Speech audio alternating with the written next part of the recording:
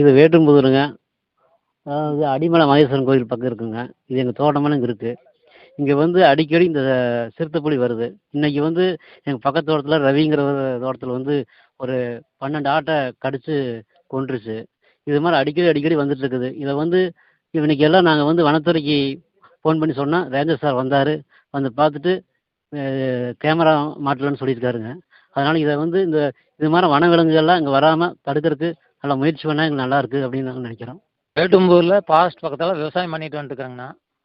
விவசாயத்தில் தண்ணி இல்லாதனால ஆடு மாடு வளர்த்திட்டு இருக்கிறேன். அப்படி பார்க்கையில் 12 ரூபாய் நேற்று நைட்டு சிறுத்தை வந்து ஒரு 12 ரூபாய் ஆட்டை கடிச்சு குதறிடுது. கிட்டத்தட்ட அதனுடைய மதிப்பு 1,00,000 ரூபாய்க்கு மேலே வரும். 1,20,000 வரும். இதுக்கு கவர்மெண்ட் உரிய நஷ்டீடு வாங்கி தரணும். இன்னுமே இந்த மாதிரி வனவளங்கள் வந்து உள்ளே போகாத தடுக்கணும். இப்போ கண்காணிப்பு கேமரா மாட்டுறேன்னு சொல்லிக்கிறாங்க ரேஞ்சர் ஆஃபீஸரு. அது செஞ்சாலும் இதுக்கு உண்டான நஷ்டீடு வாங்கி தரணும்.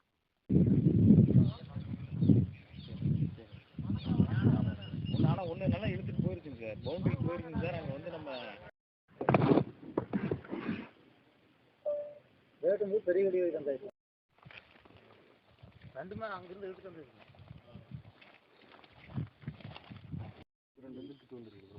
இதில் பாருங்க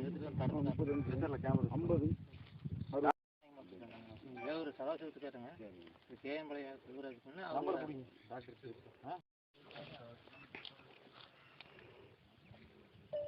சார் அங்கே பாரு அந்த வாய்க்கு தண்ணி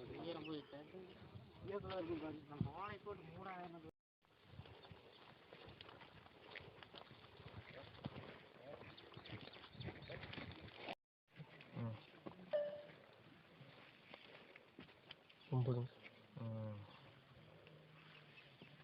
எப்படிங்கிற மாதிரி இருக்குது, இல்லாத மாதிரி தெரியுது.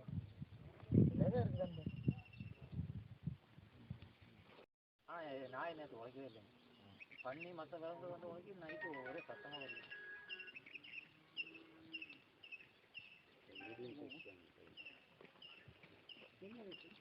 சாப்பிடலாம்.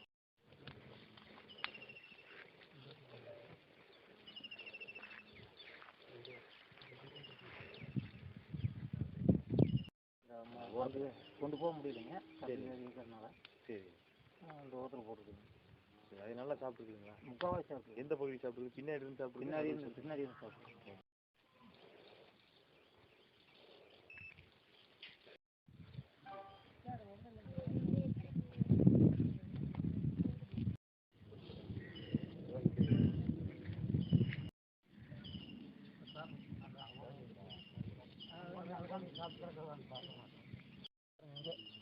அங்கே